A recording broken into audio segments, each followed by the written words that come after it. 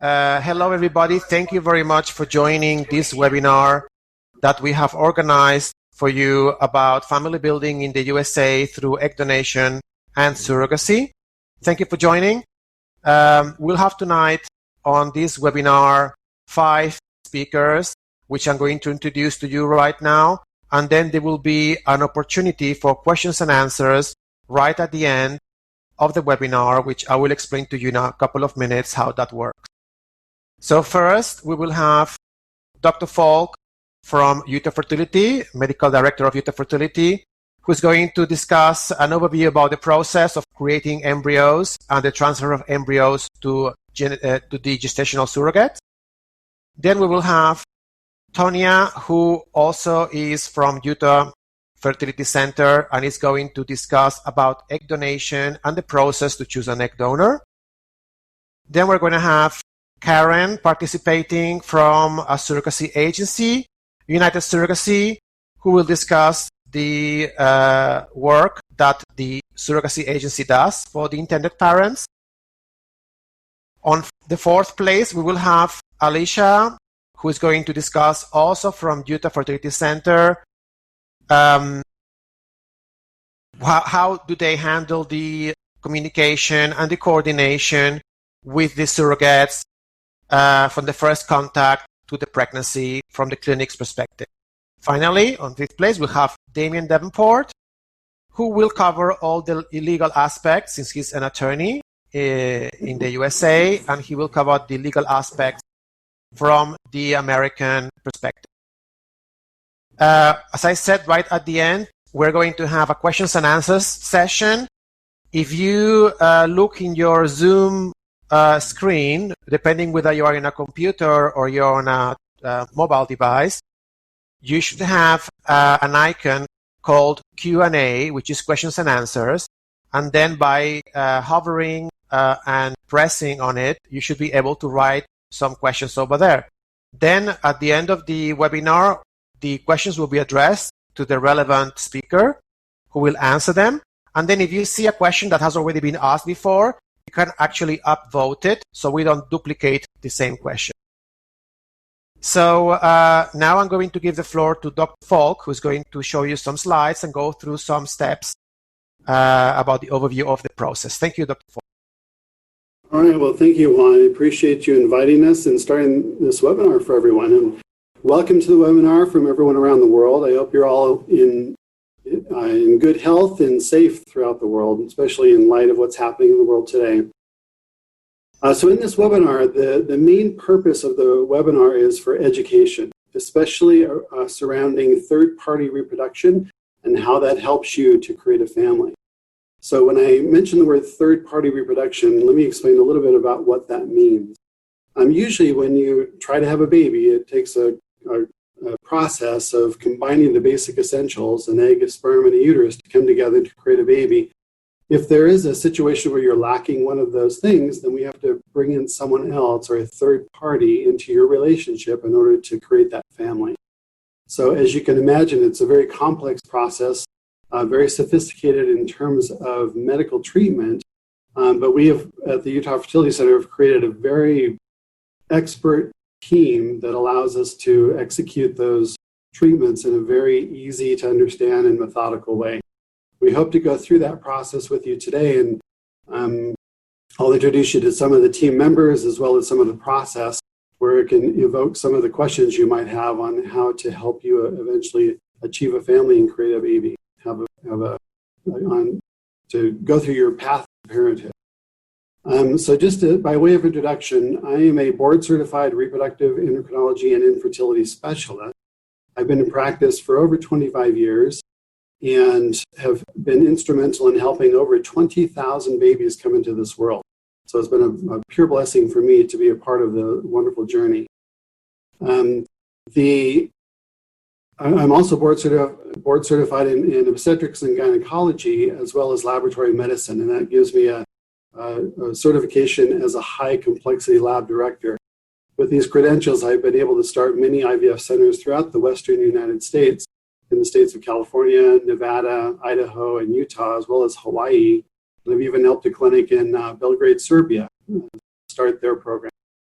At the Utah Fertility Center, the offices comprise 7 different offices in 3 different states. So we're in Nevada, Idaho, and the state of Utah. And it covers a geographic area similar in size to the Iberian Peninsula, so the countries of Spain and Portugal. So it's a quite large area in the western United States. And we've helped thousands of couples to achieve a successful pregnancy and have a baby, both within the United States as well as internationally through many different countries throughout the world. This is only done because of that expert team that we've been able to create. There's dozens of individuals that are involved in the care, but I'm going to go through the individuals, the key individuals that are going to be presenting today. One is it consists of a physician, a director as myself, and then Tanya will give you some insight into the egg donor selection process.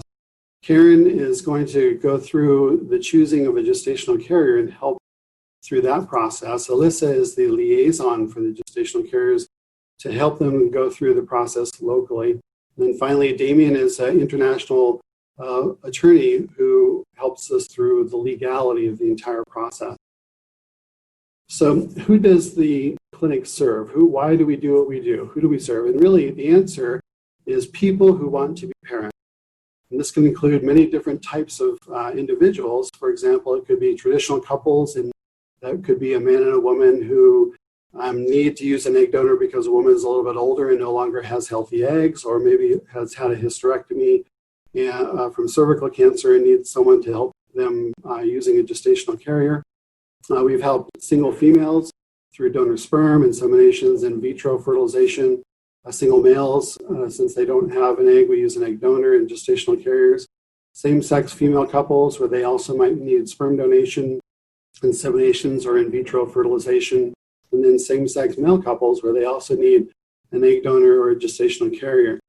The easiest way to identify what's important in terms of creating the baby is what I wrote in the bottom of the slide, which is just needing the presence of a healthy egg, a healthy sperm, and a healthy uterus. So if someone's trying to have a baby and they're missing one of those elements, then we bring a third party into the process to help them achieve that equation so we can again produce a healthy baby for them. So while I mentioned that it's a very sophisticated, complex process, and it's added even more through the international locations of many of those players, the steps are actually pretty straightforward. And they're basically broken down into 2 main phases. The first phase is the first 5 steps that I mentioned, and then the second phase is the end of that list. The first step always is to choose a fertility center, choose a fertility clinic. And where this is important is to make sure that you have a comfortable relationship with a treating provider. So you know that they're going to help you through that process. You know the steps all through the process, so there's complete transparency. Make sure that it's affordable. Make sure that there's plenty of opportunity to find available egg donors, for example. At the Utah Fertility Center, we have one of the largest egg donor registries in the country, as well as the world, and we have access to many different agencies and sources for gestational carriers. So we're able to help many different people through all of those elements. But the most important thing when choosing a fertility clinic is to make sure that you have a trusting relationship with the members of that clinic, and you'll get what you want through that process. And if you don't, then there's a dialogue where you can create that trust and that reassurance that you're going to go through this process in an easy manner. The next step is to create a plan. So you see what part of that equation is missing and see what we can fill in, and then make sure that all 3 of those elements come together, the egg, the sperm, and the uterus, to create that baby. And finally, the journey doesn't end at pregnancy. It ends when you're able to take that baby home. The third step is to choose an egg donor or a sperm donor if it's needed. And that's where a team member such as Tanya will be able to help you choose who would be the best egg donor or sperm donor for you. Next, you come to the Utah Fertility Center where we can do testing. If it's a same-sex male couple, for example, we'll collect sperm, freeze it so we can then use it on subsequent treatment cycles. And then once the egg donor is chosen or the sperm donor is chosen and the process has begun, then we go through an in vitro fertilization process. That's the creation of a blastocyst. The blastocyst is the actual embryo that implants into the uterus And often individuals or couples will do genetic testing on that embryo to make sure that it's the healthiest embryo that we can put in. So that completes the first phase. The second phase is then going on to choose a gestational carrier or a gestational surrogate. Once you develop that relationship with that gestational carrier, then we'll contract with an attorney who will help make sure that everyone's rights and responsibilities are delineated and protected as they go through that process. Next, we have the gestational carrier come to the Utah Fertility Center where we complete the cycle with a frozen embryo transfer. In virtually all cases, we like to put one embryo in for the safety of the baby as well as that of the gestational carrier. And then when that embryo takes, you have conception and then the pregnancy, the creation of that baby. And that's the miraculous process through nature. And then finally, the step is birth, where the baby is born, and then the parents are able to eventually take that baby home to their home country and then begin the beautiful process of a family. And that's where there's a lot of steps involved with that as well. And then finally, of course, celebrate. So what I wrote briefly is where do each of us have a hand or a role in those steps. So as a physician, I'm involved, of course, in helping you go through the fertility clinic, to create the plan, and to go through the first 8 steps until we do the embryo transfer.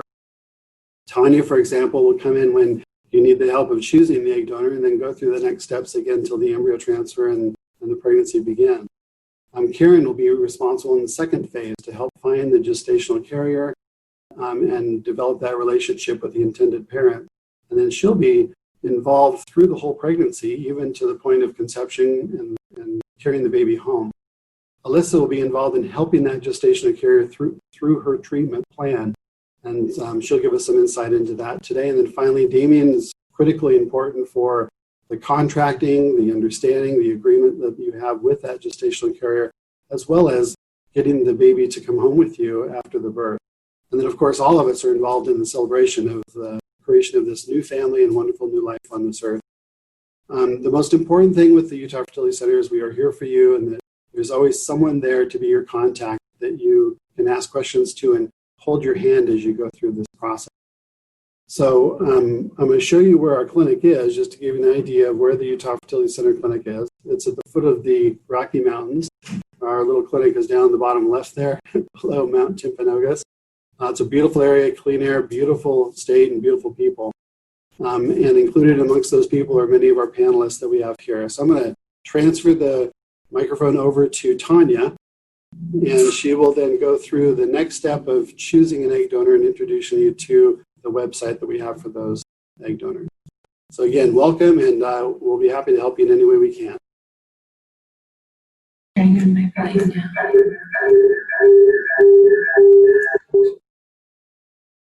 Hello, I'm Tanya. It's so nice that you were able to come and spend time with us today.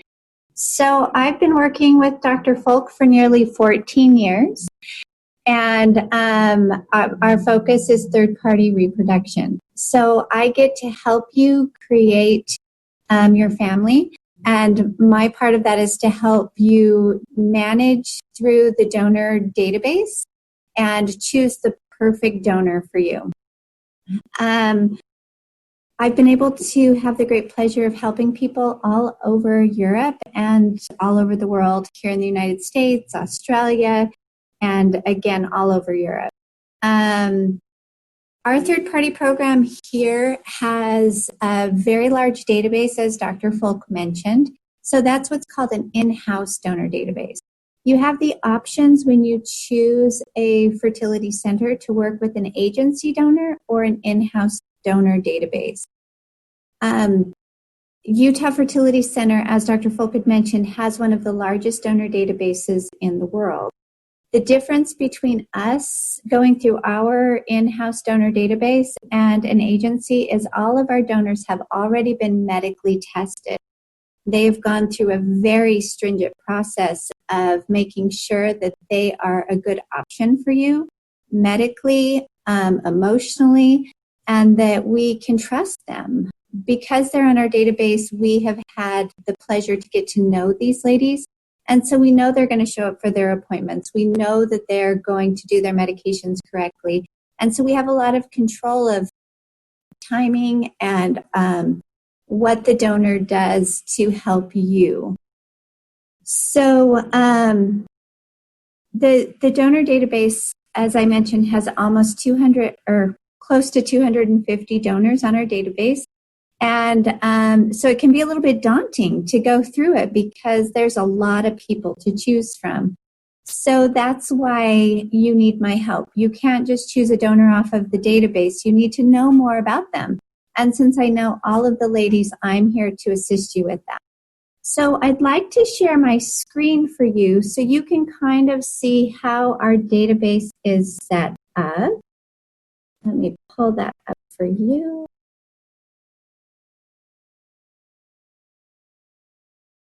So hopefully everyone can see this. So this is our donor database. There is a way to sort for what you want up here at the top. Is there a certain hair color or eye color, a specific race that you're looking for? And then you can also see that it has the columns here of the different information, hair color, eye color, height, weight. As you go down through the donor database, you'll see that there's childhood pictures here. You do have the ability to see adult pictures, but you have to click on the details here. So I'm going to pull up this donor so that you can then learn more about her.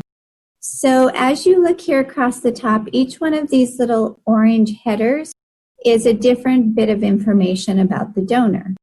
So I'm going to click on physical appearance so that you can see the information. So this particular donor, you can see she's beautiful. We have lots of adult pictures of her and some really adorable childhood pictures as well. She's a proven donor on our database, and she's donated for us several times with many successful pregnancies and deliveries. So it goes through here. It talks about her age, her height, her weight. It even gives you information about, is her hair thick? Is it curly? Is she right-handed or left-handed? This page here is one of my favorite pages. This is the motivation page. This tells you why she wants to be an egg donor. This tells you information about her personality, her character, her temperament, information about hobbies and interests. What does she want to do in the future? It also discusses her education and what she's currently doing for work. It also talks about her skills and abilities. So, for instance, she feels like she's very, very strong in math and science. And she obviously works as an EMT, so that makes perfect sense that she would be very strong in math and science. So she did gymnastics, cheerleading, running, and she loves to watch football, which is really a fun thing to learn about her, even though that doesn't have anything to do with egg quality. It tells you a lot about the person that you're choosing. It goes through as well things like, does she wear glasses? Does she wear hearing aids? Did she ever have braces? What surgeries has she ever had? It goes through also medical information as well, like does she have any allergies? What kind of diet does she have? How many babies does she have as well of her own? So she doesn't have any children currently, and other donors will have had children of their own. The genetic history page is very interesting as well. It tells you about the ancestry of her family. It tells you what brothers and sisters she may have. It even goes into hair color, eye color, complexion, height, weight, and body frame of everyone in her close family. Then it also goes through things as well, like family history, family medical history. So this is going to give you information about if anyone in her family has heart disease, or has anyone in her family ever had cancer or asthma or any other kind of medical issues. So the point of this is to help you find that person that's the perfect match for you. Everyone decides something different that is important to them. For instance, maybe education is most important for you, or maybe it's somebody you really are focused on the height in their family or their family medical history. So as you're going through this, it can be very daunting with so many people to choose from, but that's a wonderful problem to have because you can definitely find somebody who fits the expectation of what you're needing. Maybe it's somebody who matches someone in your family, or it's someone that your heart just tells you this is the person you'd love to receive an egg from. So once you've chosen your egg donor, then we can start moving forward with next steps. So we, of course, need to get sperm. So we'll have to work out what that means for travel and such for you. If you're traveling here, we want you here for 3 days. So the first day we have to do an FDA exam. We're going to collect the first sperm sample, do blood work and urine. The second day, we can do your psychological evaluations with one of our teammates if you'd like, or you can do that from home as well. And the third day is your second sperm sample. So you don't have to be here for a long time if you're using an egg donor. We just need you here for that 3-day period. Once we have sperm and we have an egg donor picked out, then we can start the process of that egg donor doing injections in her belly for approximately 10 to 12 days. Then Dr. Folk will retrieve those eggs and get the embryo creation going. A lot of people choose to do PGS or PGTA. That is a genetic testing for the embryos to help make sure that you can potentially choose gender if you'd like to, and make sure you get a healthy baby in the end. So I'm here to help you, and this is my passion. So I'm really, it would be my pleasure to be able to assist you. So the next team member that you want to talk to is if you need a gestational carrier. That team member is Karen from United Surrogacy, and she would love to teach you how the surrogacy program works with her. Hi, all. Nice to have y'all join us today. Like Tanya said, my name is Karen Schaefer. I am CEO here at United Surrogacy. I'm going to go ahead and try to pull up my PowerPoint here. Bear with me while I grab that. There we go. Okay, so I am located up here in Boise, Idaho. Our whole team here at United is up here in Idaho. However, we work with gestational carriers that are located really throughout the United States, and then of course intended parents that are located all around the world. Our goal, really, as an agency, is to just create an organic and genuine connection with not only the intended parents and the carrier, but also with all the professionals involved. Because as you can see, just from this webinar, it takes a lot of people to put this all together. We really do strive to use, ethical and legal and industry best standards to make this journey extremely smooth, as smooth as we possibly can. And then to also just keep this as a family building option, available to everyone that does need to utilize it. So I wanted to talk a bit about the benefits of surrogacy journeys here in the U.S. Just to kind of, I know that a lot of people are, especially if you're from all over the world, you are wondering, well, why should I come to the U.S. for this? One of the biggest things is just almost every state here in the United States has laws, or they go by case law, to make surrogacy legal. Compensated surrogacy, meaning you can pay your surrogate, that is allowed here in the U.S., which you may, as intended parents, be wondering, why is that a benefit to me? Really, the biggest thing is that we get a lot of applicants, and by getting more applicants, because it helps when you've got some money coming in, it can help your family too as a gestational carrier. And so if there's that motivation there, then what happens is that we will see more applicants come through. We can then be a little bit more strict with who we accept into the program, and really just find the best candidate for you that's the lowest risk. We do have governing boards here, such as the American Society for Reproductive Medicine. This is it basically provides guidelines. The clinic can look at the guidelines. Us as the agency, we can look at it.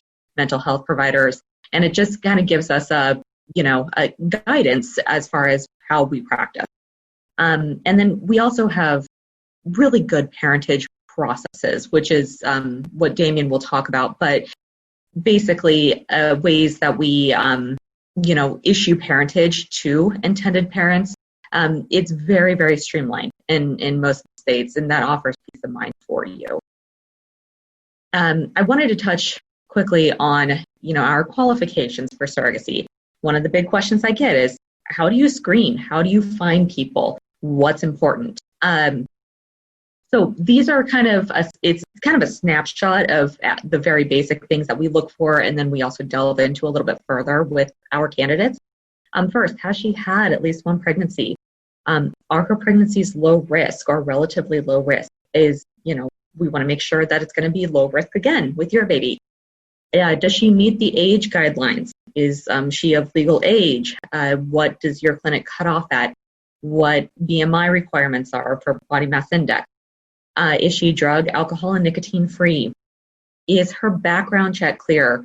We just want to make sure that we're not seeing any major criminal history in there. Is she on any form of government assistance? This one actually, it's important because we need to make sure that she's not doing this just for financial gain, and that she doesn't need to do this, that she genuinely wants to do this. And then there are also some states that it's actually a legal requirement that she cannot be on government assistance.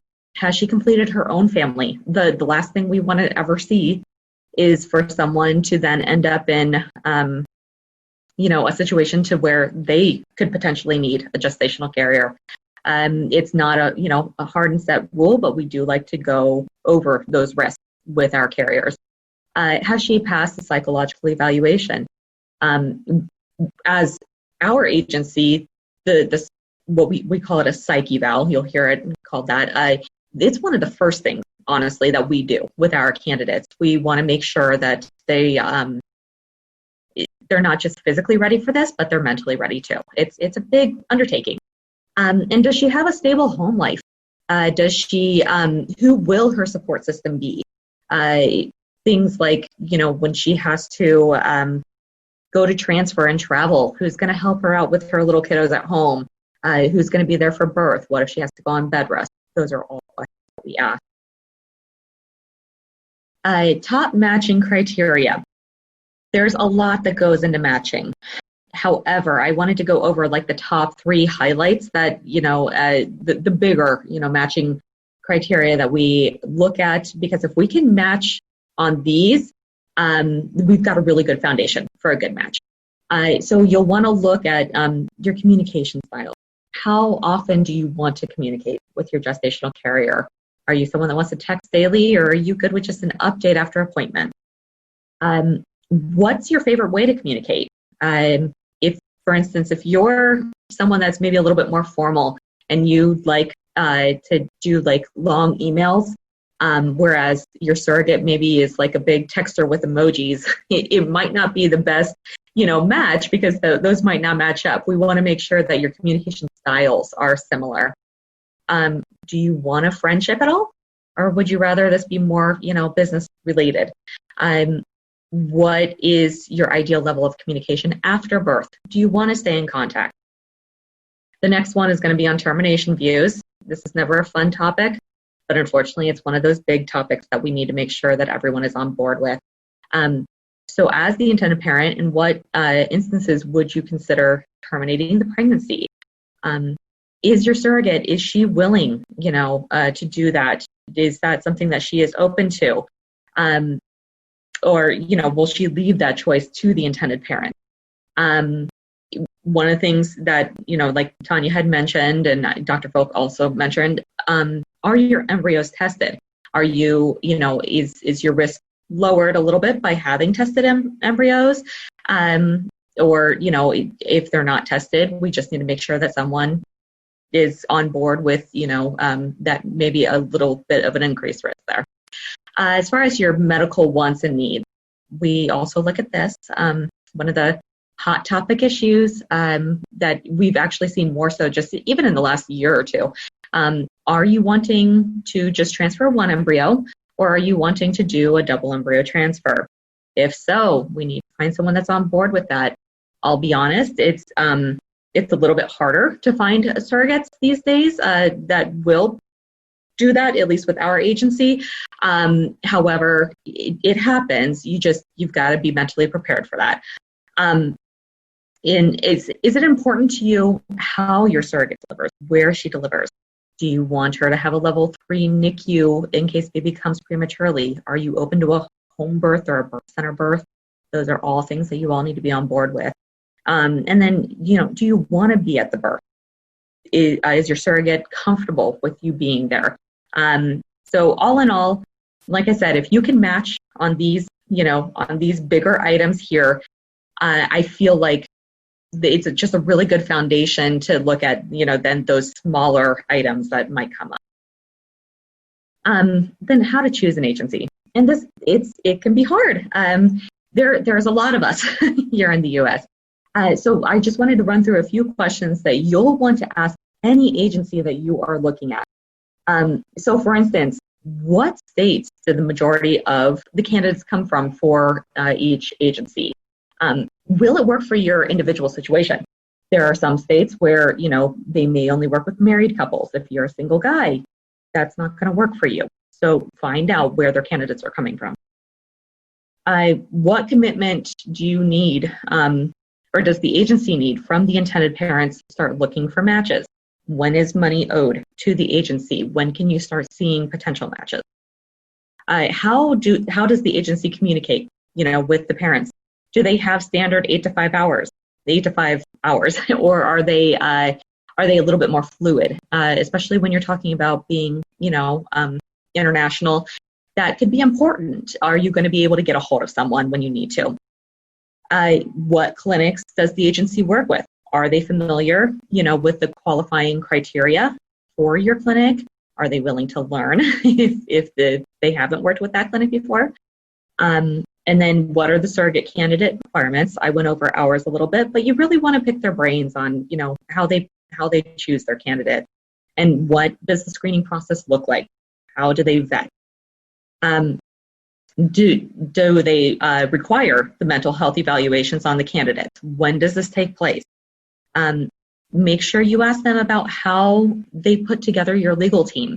Are you going to be able to choose that? Do they have attorneys that they will only allow you to use, or do you have, truly individual representation? Ask them about escrow companies. It's where is my money going to be? Is it going to be safe? Find out if it's independent from the agency. We're big sticklers with United. We want that money in an account that we do not have any, bearing over. And then, find out, are they part of any professional organizations? Who do they answer to as the agency? Where do they get their guidelines? What are their governing boards? And then, find out about the average wait time for a candidate. One thing to note, faster isn't always better. If it's faster, if they have a ton of candidates right off the bat, you'll probably want to ask why, because a lot of agencies, they're going to have more intended parents than they will gestational carriers. That's just the reality of it. So, if they've got someone ready to go right off the bat, it could be good luck, that you've got someone. But it could also be a red flag. So you'll really want to, find out who they truly have ready to go, and if they don't, how long you would be waiting. So that's, kind of our process in a nutshell. Like Dr. Folk said, we come in once those embryos have been made, we find you the carrier, and then we'll hold your hand for the entire process until that baby is in your arms and you get back home. But in the meantime, I'm going to pass it over to Alyssa. She is the one that is really, I work hand in hand with her during that first part of the process. When you're picking a carrier, as she screens, and she'll go a little bit more in depth on that. Thank you, Karen. Sorry that I interject just quickly, Alicia. I just want to let two of our participants know that we have received your questions. and we will be answering them at the end of the webinar, when we have all the speakers finish their presentation. You have also the facility to do questions and answers by clicking on the Q&A button on your screen. I see that some of the questions are coming to the chat, and I'm keeping track of them, so don't worry, we will answer all your questions. Okay, thank you, Alicia. Hi, everyone. My name is Alyssa, and I am one of our international surrogate coordinators here at Utah Fertility Center. Once we actually receive a match sheet from your agency and also records, then that's kind of when my job starts. I will then reach out to our gestational carriers. I'm going to share my screen here really quick.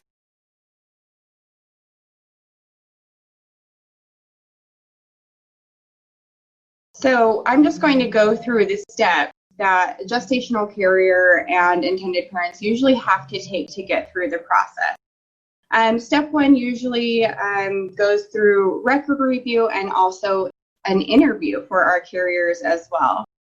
For the records, once we actually receive them, I will go through them, and I am just making sure that your carrier has at least had one uncomplicated pregnancy and delivery, and also ensuring that they have had no major complications in past pregnancies or deliveries that could complicate a future pregnancy and delivery.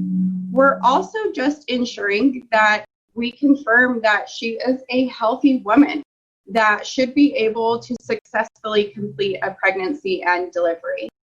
Once we go through the records and we see that they look good, then we start the interview process. I will then make a call to the carrier, and this call is to basically just for us to start building a trusting relationship with each other.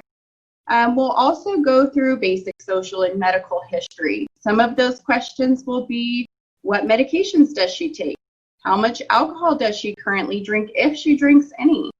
If she has had any current or past nicotine use, any past drug use as well. We also want to touch on, is she in a relationship? Is she married? Or is she single? Because we also want to be adding that partner into our screening process as well.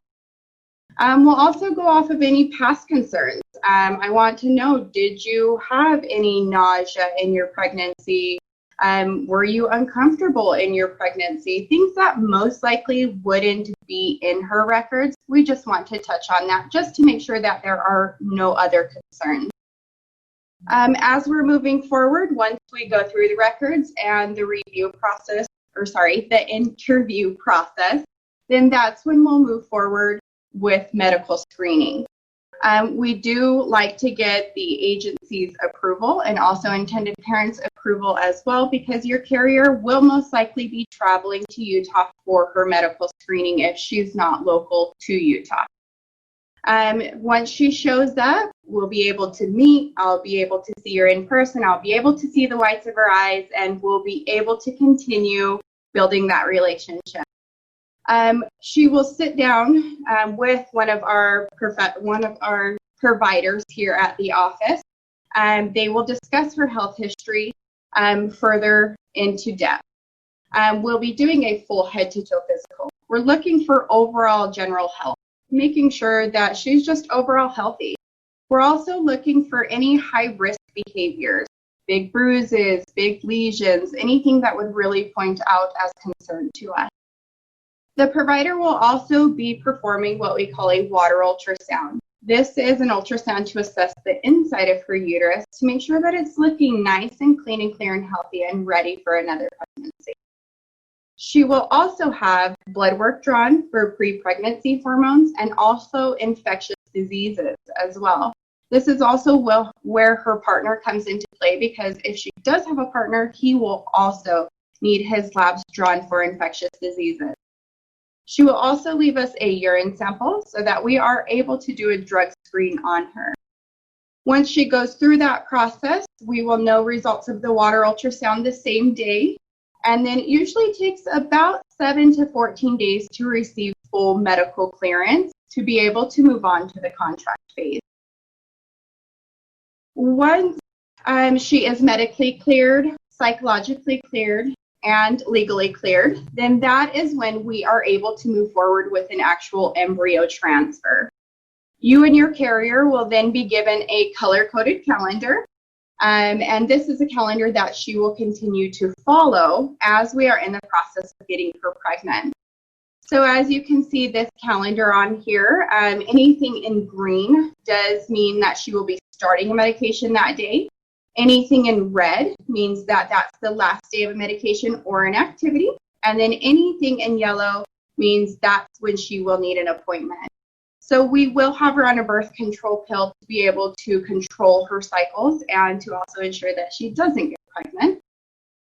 We will eventually have her stop that birth control, and then she'll go for her first ultrasound to ensure that she is able to start medications for this process. She will start off on a Tuesday and Friday intramuscular injection in the back of her hip. And throughout that process, she will have a couple of other appointments for blood draws and ultrasounds to make sure that her lining is starting to look nice and thick and fluffy for transfer. And then about a couple of days before her actual transfer, we then have her start an every single day injection intramuscularly as well. She will then travel back to Utah for her actual embryo transfer, and that's when she will be here for a couple of days. For medical screening, they're usually here for about a day. They fly in and fly out. For her actual embryo transfer, we do want her to fly in, do the transfer, and be here for at least 24 to 48 hours after transfer for what we call princess days. Princess days are days that we just want them relaxing. They're kind of like bed rest days. After transfer, we will also have her start a progesterone suppository. And throughout the next couple of weeks of pregnancy, she will continue taking all of these medications. We monitor your carrier until she is 9 weeks pregnant, until the end of her 9th week of pregnancy. And then we will then send her all of her records, let her know when it's safe for her to stop all of her medications. And then she will then transfer care over to her OB. As she is going through all of these appointments, I will be updating intended parents and agencies throughout the entire process. So I am now going to turn over everything to Damien. That way he can talk about the legal aspect of everything. Thank you, Alyssa. So I'd like to thank everybody. I'd like to first thank Dr. Folk and the UFC, the employees of the UFC, as well as everybody that's been behind the scenes in regards to this webinar for you this evening. My job is somewhat interesting and starts very early and ends very late. We've listened to Karen talk about the matchmaking process. We've listened to Dr. Folk talk about the process and what his team does in regards to locating and finding an egg donor, as well as working with your surgeon to assist in pregnancy. Oftentimes, the biggest question is, when do we get an attorney involved? And what I like to tell my clients are, you want to get that attorney involved early on in the process. As Karen mentioned to you, each state here in the United States is going to control and otherwise decide if surrogacy is permitted.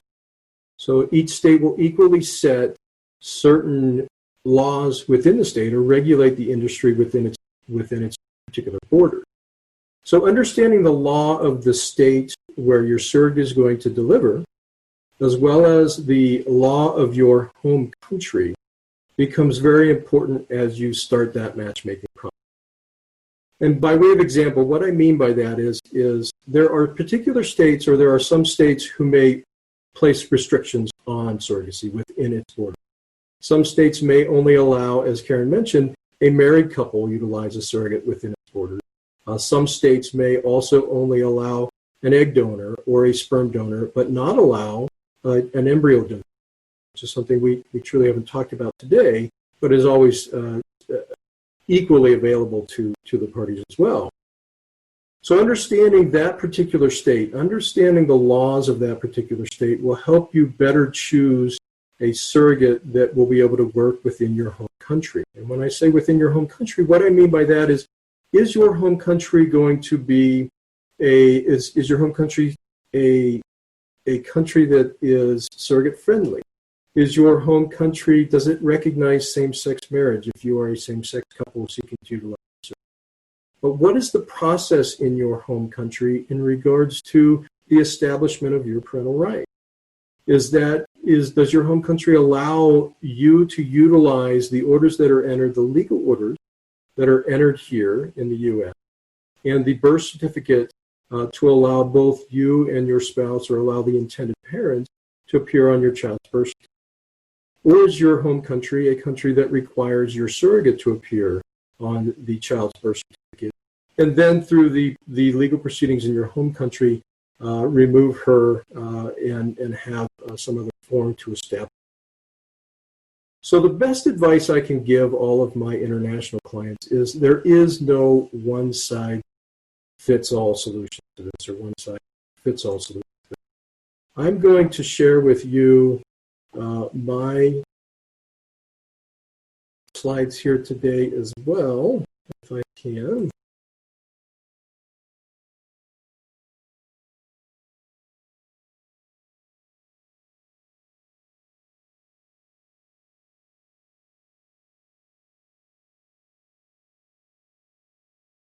So understanding the laws of your state or the laws of your home country is, as I mentioned, very important.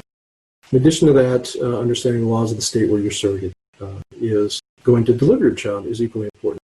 This allows you to establish a connection with, early on in the matchmaking process, to establish a connection that will make the establishment of your parental rights in your home country as smooth as possible. So it's always my advice to my clients, you must consult with an experienced attorney in the United States, but equally with a family law attorney and immigration attorney in your home country to make sure that this process goes as smoothly as possible. So let's talk about the process itself. Here in the United States and with international surrogacy, we are talking about basically three main legal steps. The first step that everybody probably knows about is developing or creating or forming that contract between you and your surrogate.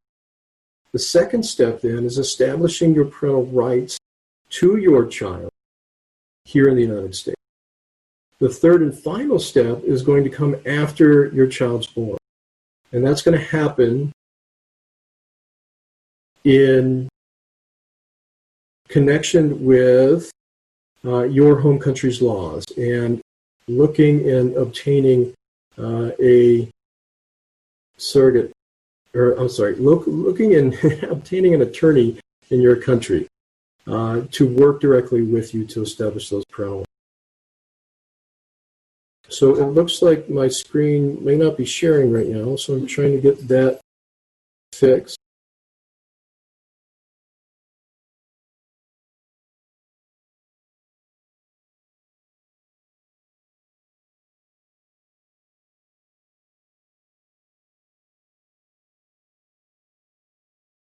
My apologies to everybody here. Okay, so I think I am now sharing. If I get a nod from everybody. Thank you very much. Okay, so I was talking about the formation, or I was talking about the three steps. The three steps for building your family here in the United States. So again, creating that contract, establishing your parental rights in the United States, and then establishing your parental rights in your home country are those three main steps to the process. Two of those, the first two, will occur here in the United States, and likely where your surrogate is going to deliver. The third and final step, establishing your parental rights and citizenship of your child in your home country, will occur back home.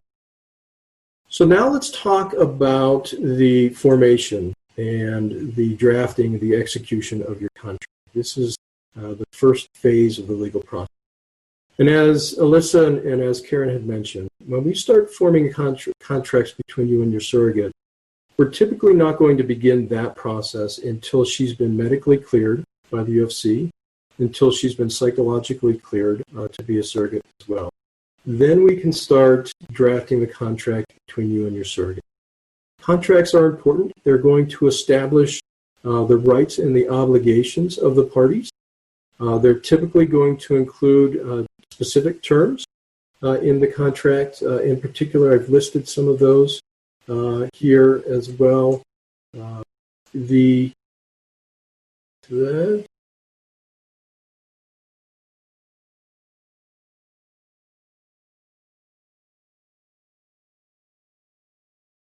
So it's typically going to include specific terms. And some of those terms, as Karen mentioned, will be predetermined as you go through the matchmaking process. You'll be developing, as you match with your surrogate, issues relating to selective reduction and issues relating to termination of the pregnancy for maternity.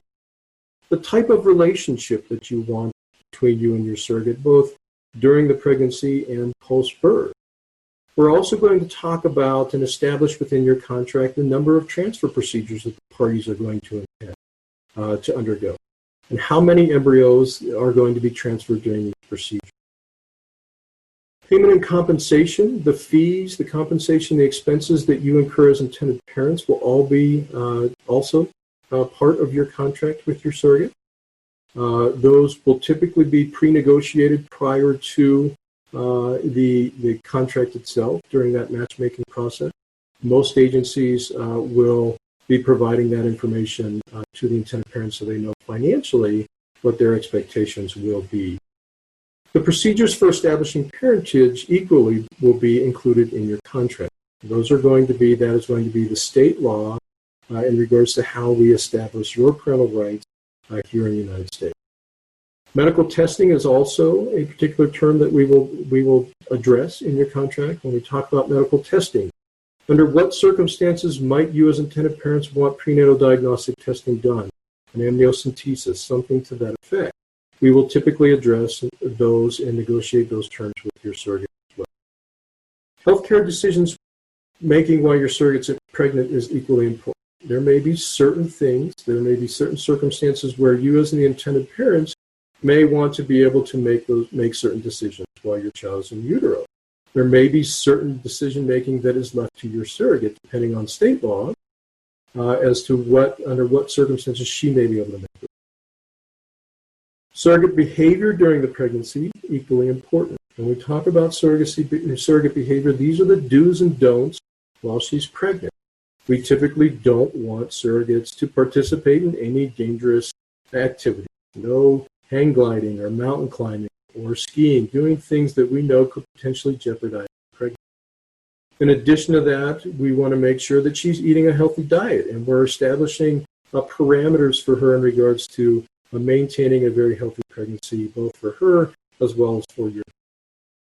And then we're also going to do other restrictions, such as prohibit her from alcohol, drugs, things like that.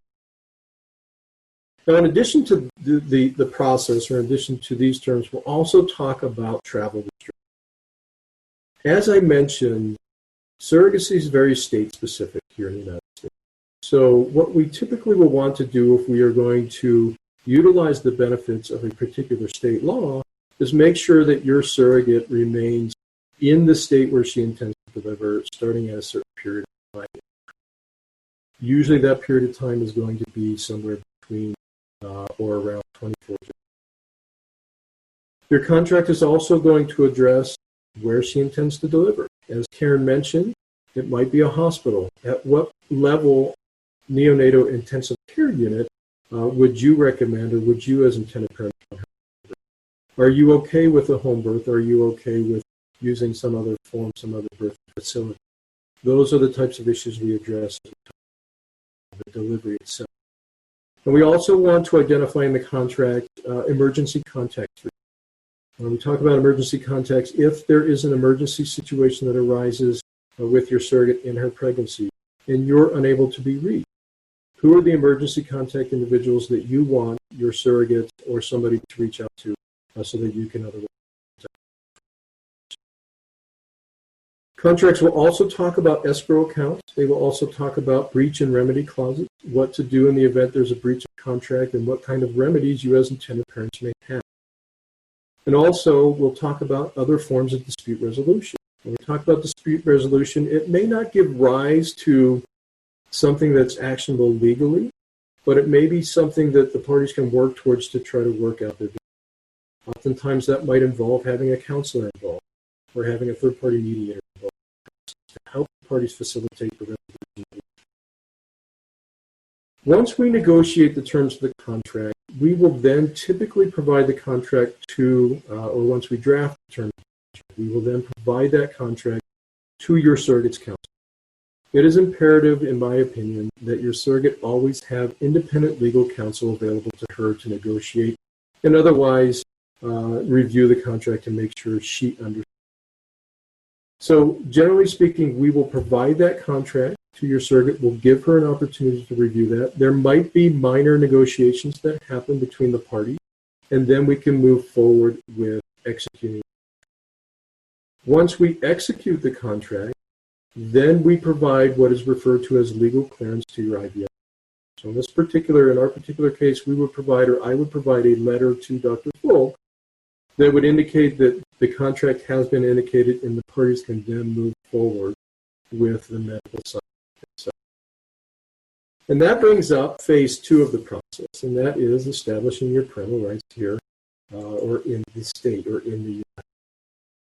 So usually we're not going to begin this process until your surrogate is pregnant. And this is where you need to understand or have a better understanding of the laws in the state where your surrogate plans to deliver. Some state laws will have what's referred to as a pre-birth order process. The pre-birth order process is just as it sounds. It happens prior to the delivery of your child, and it will establish your parental rights to that child, which become effective upon birth. Typically, with states that have a pre-birth order process, you will end up with a birth certificate that will name both spouses or name both parents or a parent as the parent on the child's original birth. Other states take a different approach, and what they do is what's referred to as a post-birth order. And the post-birth order happens to come after your child, and there are legal proceedings after birth that will occur in that state that will establish the parental rights to your child. Post-birth orders, at least as it relates to this process, can oftentimes lead to only one party becoming initially becoming the parent of the child, and then through the establishment of other parental proceedings having the other parent as the parent. Some, depending on the circumstances in the state, will allow both parents to be recognized post-birth as parents. So that's the process from a legal perspective in regards to establishing your parental rights in the U.S.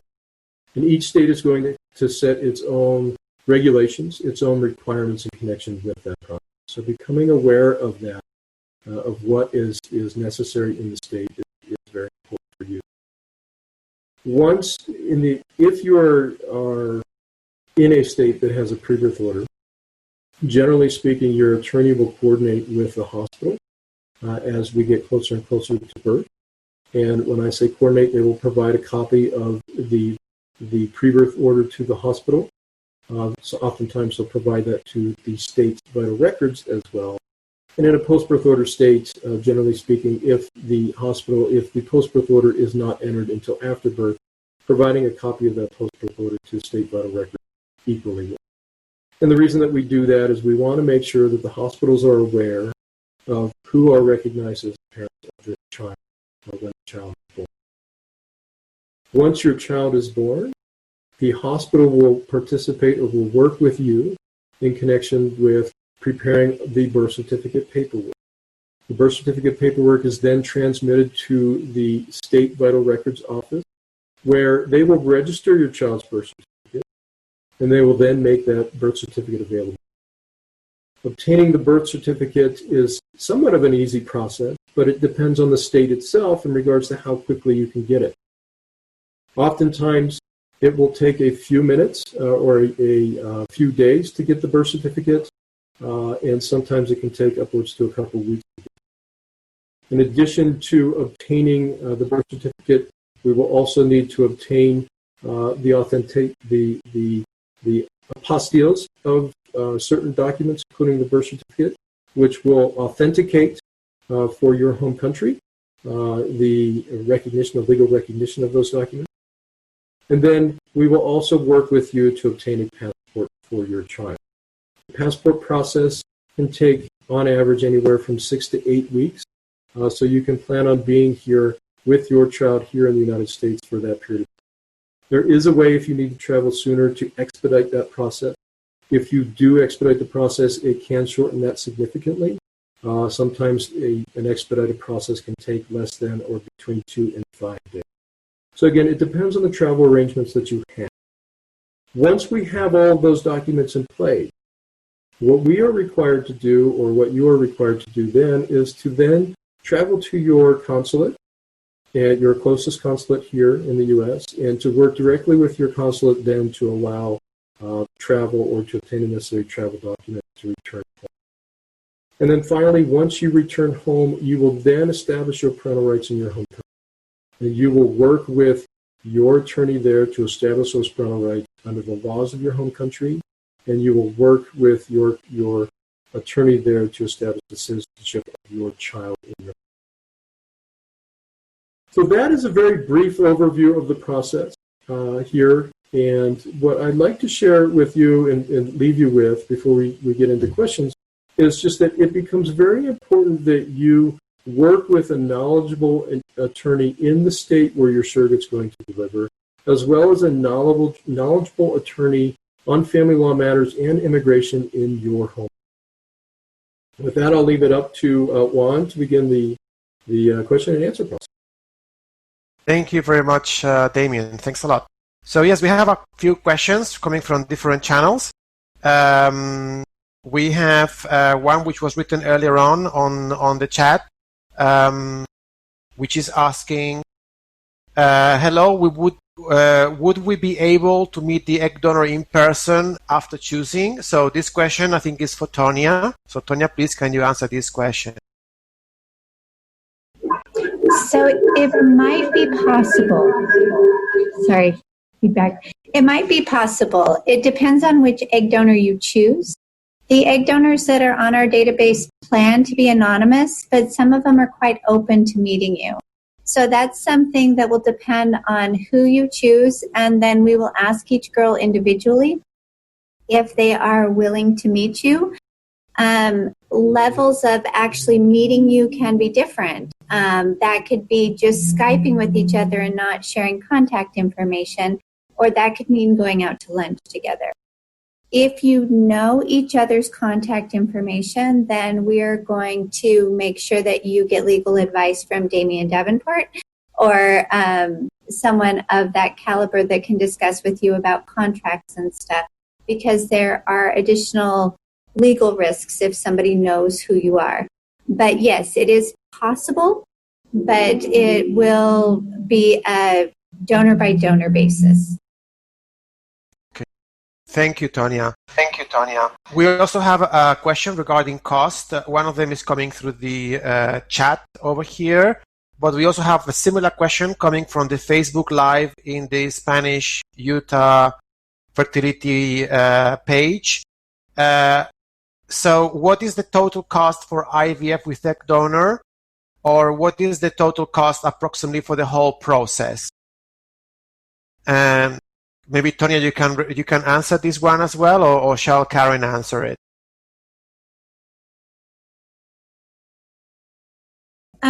So that's very much going to be an individual basis. It's something that we'll have to talk about what your whole plan is. Do you need an egg donor, a gestational carrier? Do you want it known? Do you want it unknown, like those other people were asking? Are you planning to do additional testing on the embryos? So that's definitely an individual basis thing. So message us privately. Let's talk about it a little bit. But what I can tell you is Utah Fertility Center and the rest of the team that you've met today work very, very hard to keep our prices very low and reasonable, because we really want to help you make a family it without breaking the bank.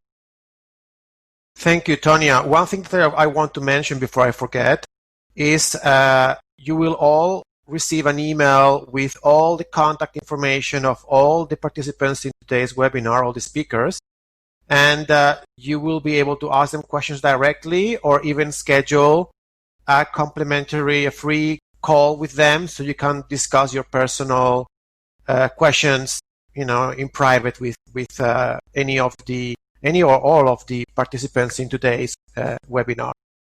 Thank you. So we have another question. What is the age limit for a woman to do IVF? So this is clearly for Dr. Falk. Hey, can you hear me okay? I've got a fan blowing behind me. So I'll speak a little louder so the fan doesn't drown me out. So the age limit of in vitro fertilization depends mostly on the health of the egg. Most women tend to run out of healthy eggs in their early 40s. So when a woman's born, she only has so many eggs in her ovaries and doesn't make any more through her lifetime. By the time you're in your late 30s and early 40s, the ovaries get depleted of those eggs. And so most successful IVF cycles go till about 40 to 42 years old. After that, it's very, very difficult, if not impossible, to achieve a pregnancy using your own egg. Now, you can use an egg donor at that time, and then the age is extended into the 50s, and I've even had a patient at 62 years old who was successful in her pregnancy. But at that time, it depends on the health of the individual. So if you have a 60-year-old woman who's extremely healthy, her outcomes are going to be better than a 25-year-old woman who is not very healthy. So that's very individual on a case-by-case basis. So we can take all those individually when we talk to you in person. Thank you, Dr. Falk. We have actually another one, which is also for you, clearly. What is your success rate of births? Yeah, success rates are always important to define what you mean by success rate. So we always use the probability of getting pregnant per month of trying, because you can say per month it might be this success rate, but cumulatively over 12 months it'd be much different. So as an example, a normal fertile couple trying to get pregnant has a success rate of around 20% per month. It's called the human cycle fecundability. Over a year, though, it's about 90% per year. So the success rates increase the more you try. With in vitro fertilization, we usually define the denominator as the month, 1 month. And so then if you go through an IVF cycle and you have a healthy egg, a healthy uterus, all those components are available, and we're able to test the embryo to know that it truly is healthy, that one embryo has about a 75% chance of producing a healthy pregnancy. So you can see how you're able to increase the success rate simply by testing and defining all those important parts that make up that baby. And the majority of people, once they get pregnant, will go on to carry a successful pregnancy, but there's some that might miscarry. So the take-home baby rate is around 70 to 75% currently with each cycle. But over 3 or 4 cycles, it's up to as high as 98%, depending on how many eggs or embryos we have. Excellent, thank you. Okay, so another question. We're a gay couple and would like to contribute both with sperm, but my partner is HIV positive. Is that a problem? And how does it work? So again, for you, Dr. Falk. Yeah, we've helped many couples with HIV achieve a successful pregnancy. So the first most important parameter is to make sure that you're healthy. And so I assume you're taking medications to decrease your viral count to a healthy range. Once we get it down to 0, then there's virtually no risk of the sperm being tainted by the HIV virus. So we just have you come out, collect the sperm once we know the viral count is 0, and then we're able to use it just like we do everyone else. One difference is we do ICSI, which is where you take the sperm and put it into the egg, just to ensure that we eliminate all the semen that often contains any virus. Thank you, Dr. Falk. So now on the chat, we have a question as well. How long does the process in total for a gay couple, egg donation, finding a surrogate mother, IVF till birth, how long does the whole process take? So maybe who wants to answer this? Karen? I'll answer that. Oh, you will answer that. Okay. Go ahead. So when I spoke before, I mentioned there's 2 phases to it. The first phase is the creation of the embryo. Typically, that takes around 2 to 3 months. You choose the donor. If the donor is available, we can go through that following month, create the embryo, and then get the results of the genetic testing by the end of that second month. The second phase is more variable because it takes time to develop the relationship with the gestational carrier. So I've seen some happen as soon as 1 or 2 months, and I've seen others that take 18 months until that relationship is developed. And that's something that Karen could speak to, but that's the variable part. If you're able to find a gestational carrier within a month or two, then of course you have to cook the baby for 9 months inside the womb. So with the whole process together, it could be as soon as 1 year, with the most important rate limiting step being choosing the gestational carrier. Thank you, Dr. Folkson. We have a question that I think is concerning Damien. What about if the gestational carrier wants to keep the baby in the end? And that's a good question. The answer to that question really is dependent on choosing a state that has very favorable surrogacy laws, a state like Utah or other states where there is a very specific procedure to establish parental rights. It's very unlikely that the surrogate will have the ability to keep your child. So in a pre-birth order state, those rights, your rights to your child, are established before that child's even born. Here in Utah, again, we are pre-birth and post-birth order. So we will establish your parental rights to your child pre-birth, before the baby's born, and then we'll confirm those parental rights within a very few days after birth as well. So it's very, very difficult for a surrogate, if you are utilizing a state that has very specific surrogacy statutes to protect intended parents' parental rights, to be able to seek to keep that child in.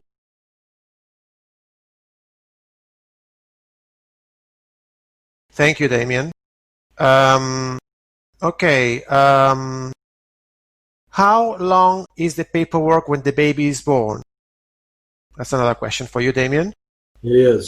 So that's an interesting question as well. And really that depends on the state where the child is born. Here in Utah, we have a very quick process when the baby's born to obtain all the necessary paperwork. So as I just mentioned in responding to the previous question, we are a pre-birth and post-birth order process. Establishing the pre-birth order happens fairly quickly, and as I said before birth occurs. The post-birth order will come and will be entered by the court within a few days of delivery. And we will have your birth certificate for your child within 24 hours after that post-birth order is entered. So the process for establishing your parental rights is very, very quick. Oftentimes where the delay comes is going to be in obtaining the passport for your child. As I mentioned, that process can, if you generally work without expediting it, can take up to 8 weeks across the United States. If you do choose to expedite it, you can shorten that period of time significantly down to anywhere between 2 and 5 days. So generally, I like to tell my clients that you probably want to plan to be here in the United States with your child from anywhere from about 3 to 8 weeks post. Thanks a lot, Damien. Another question. This would be for Dr. Falk. What if someone brings an egg donor for herself? Is that allowed? Yeah, someone can bring both an egg. Someone can bring their own individual, it's called a known donation, either sperm or egg donation. And yeah, we work with those couples as well. We still screen the egg donor to make sure she's healthy and make sure she is comfortable with being a donor and teach her about the process.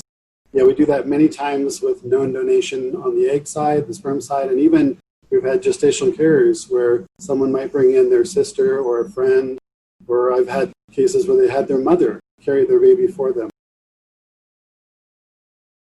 Thank you. Thank you, Dr. Falk. So we have another question coming, this time from the chat. Do you have any experience with clients in Germany? Are the legal processes complicated with this country? So So yeah, Damien we've or treated a Dr. lot of Falk? patients in Germany, and then I'll have Damien talk about the legal side of it.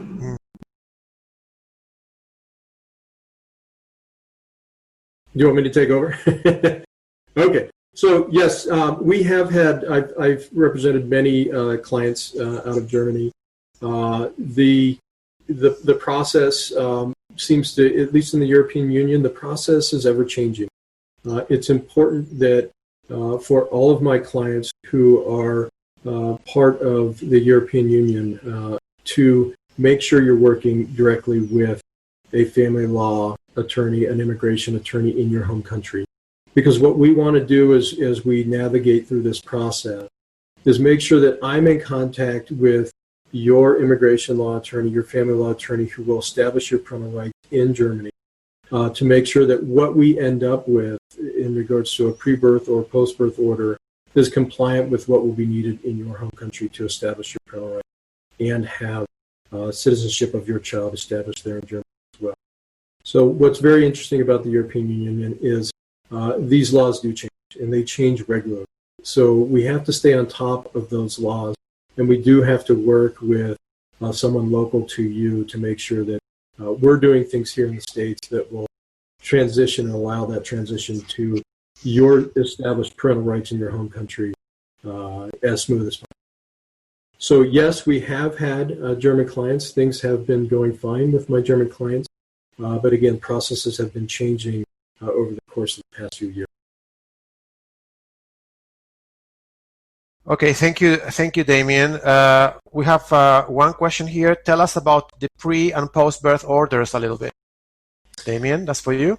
Sure. So the pre-birth order, as I mentioned, that is an order that happens or is obtained from the court where your surrogate delivers prior to the birth. And usually a pre-birth order will establish parental rights to both of the intended parents, meaning that once the order is entered and your child is born, you will have your parental rights established, and the birth certificate will typically include both of your names on that on your child's birth as parent. The post-birth order process is a little bit different. That comes after delivery. And that's going to be wholly dependent on the state where your surrogate delivers in regards to how or what the birth certificate will look like, how or what rights you will have.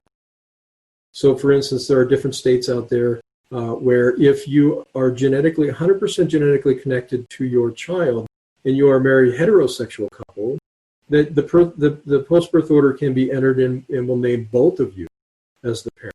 But there are other states out there where if you're using an egg donor or a sperm donor to create that embryo, then it becomes a little bit more difficult in establishing, from a post-birth order perspective, both intended parents as parents on the child or of that child, which will then require additional steps, potentially in order to establish those parental rights on the post-birth process.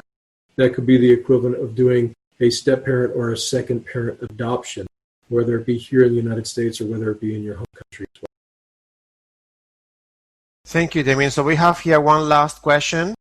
And this reminds me, I want to mention to our participants today that we have multilingual staff working in our team, so we can help you in Spanish, in German, in French, and in Italian. And that brings that is related to this last question. Do you have a link in Bremen or in Germany? So, Tonya, can you answer that, please? Could you repeat the question? I'm sorry.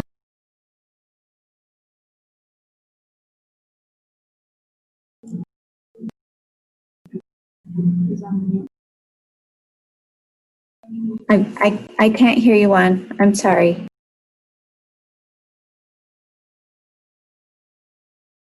I can answer the question. Oh, sorry. Yes, I was muted by mistake. I'm sorry. Sorry, that was my fault. We have one last question. Yes. Do you have a link in Bremen or in Germany? That's the question. Did you hear the question? Oh, it's Dr. Folk. Are you answering it, Dr. Folk? Go ahead. Oh. Okay. So we have team members that are in Germany that can help facilitate our communication back and forth. Yes, thank you. So I think that was the last question. I would like to thank everybody who participated in this webinar today, and of course thank all the attendees that registered and attended today's webinar. I hope that it was helpful. As I said before, we will be contacting everybody by email. You will have the contact email and telephone numbers of all the panelists today. Please feel free to reach out to them, ask them any questions, and also if you wish to schedule a call or a Skype call with them, and you can discuss your questions in private. Thank you very much, everybody. Thanks, and have a great evening and rest of the day. Thank you. Thanks, Juan. Thank you. Bye-bye now.